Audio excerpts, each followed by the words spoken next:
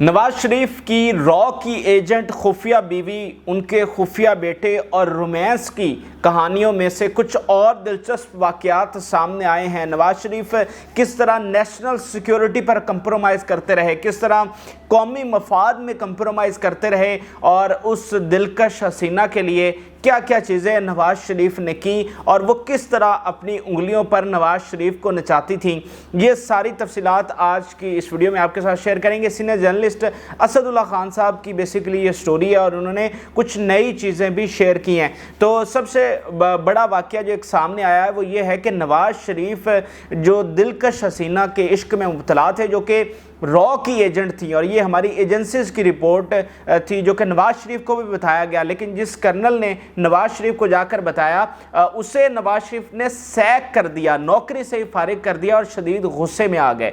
तो वो क़यामत खेज़ हसीना जो है जिस पर कोई भी शख्स मर सकता था, नवाज शरीफ वैसे ही दिल फेंक तबीयत के मालिक थे, तो वो उस हसीना पर मरते थे और उस खातून को जो कि रॉ की एजेंट थी, रॉ की ऑपरेटर थी, उसको यहाँ पर एक सरकारी मेहमान की हैसियत हासिल थी। मरी में वो रिहाइश पजीर थी और नवाज शरीफ उसके पास अक्सर बेशतर जाया करते थे। तो पहला बड़ा जो वाक़या सामने आया वो ये है कि नवाज शरीफ तुर्की के सदर के साथ मिलने के लिए कराची जा रहे थे।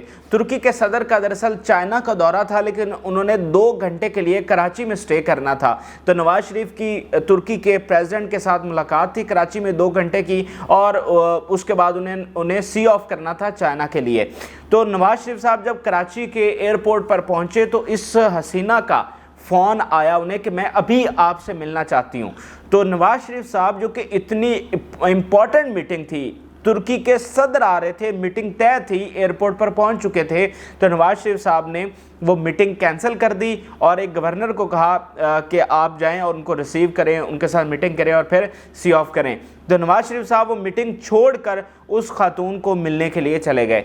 अब यहाँ पर सवाल ये उठता है कि क्या उस खातून को, जो कि महीना तौर पर रॉ के ऑपरेटर थे, ये हमारी एजेंसीज की रिपोर्ट है, तो क्या उसको पता था कि ये दौरा होने वाला है? तो और क्या किसी ने उसको कहा था कि इस मीटिंग को आपने रोकना है, ये मीटिंग नहीं होने देनी? क्या ऐसा कुछ था? तो ये बड़ा सवाल इससे जन्म लेता है। अच्छा, इससे आगे चलिए तो नवाज शरीफ के लिए ख़ास कैंडल डिनर का चेयर लिफ्ट पर एहतमाम किया गया था। अच्छा, नवाज शरीफ साहब को बचपन से ही मरी और वहाँ की पहाड़ियाँ और वहाँ का माहौल जो है बहुत पसंद था।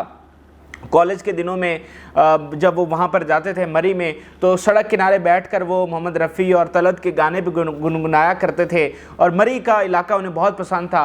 चूँकि मतलब कम उम्री में वहाँ पर जाते थे, तो शायद जब वज़ीर-ए-आज़म बने तो फिर उन्हें वही रग़बत थी उन इलाकों से, क्योंकि वो कम उम्री में वहाँ पर फिरे थे। तो ऐसा होता है कि बचपन में कम उम्री में जिन इलाकों में आप गए हों तो उनसे एक ख़ास मोहब्बत होती है। तो नवाज शरीफ साहब को इन इलाकों से ख़ास मोहब्बत थी। अच्छा, वहाँ पर चेयर लिफ्ट पर आपको पता है बड़ा खूबसूरत एक माहौल होता है, एक इन्वायरमेंट होता है, वहाँ पर एक रोमांस होता है वहाँ की फ़िज़ा में, और जब ख़ास करके शाम को वो मंज़र बिल्कुल ही मतलब अजीब सी कैफियत होती है वहाँ पर।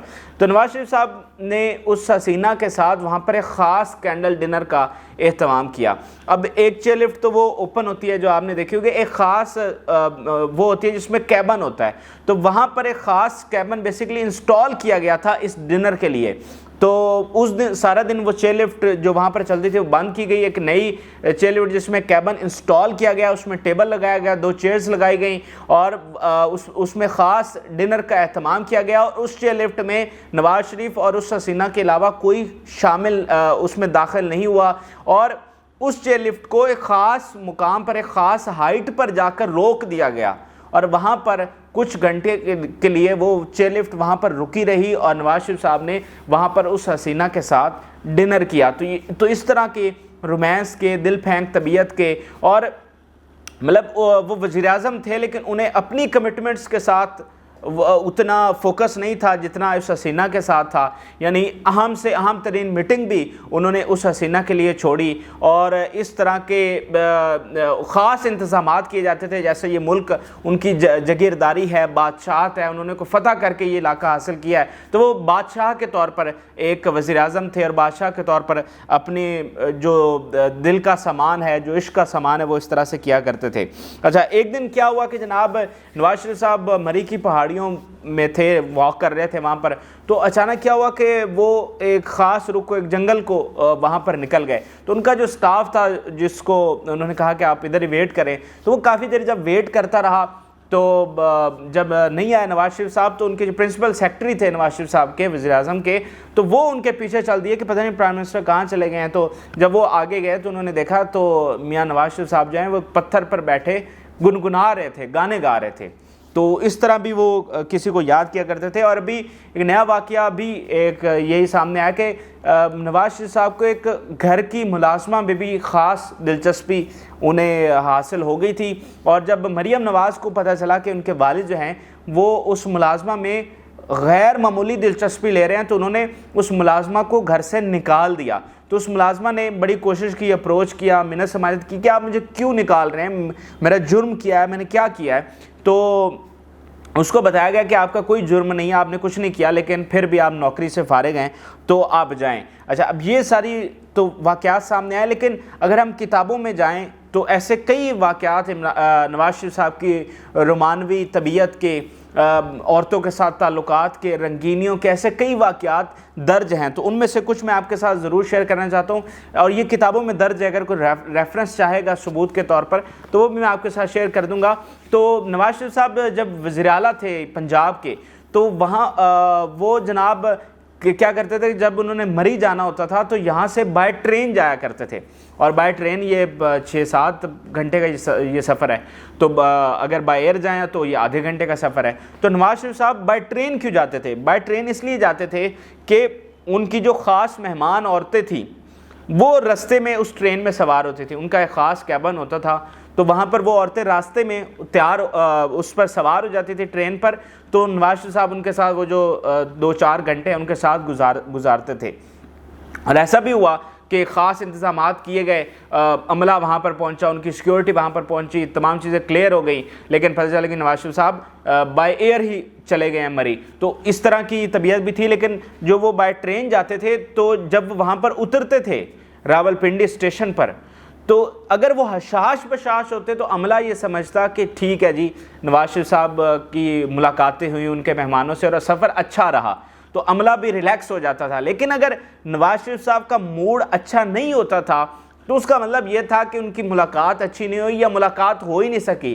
وہ جو ان کا ایکسپیکٹڈ گیسٹ تھا وہ سوار ہی نہیں ہو سکا. تو پھر ان کی دل کو بھانے کے لیے, ان کو ریلیکس کرنے کے لیے, ان کی طبیعت کو خوش کرنے کے لیے مری میں خاص انتظامات کیے جاتے تھے.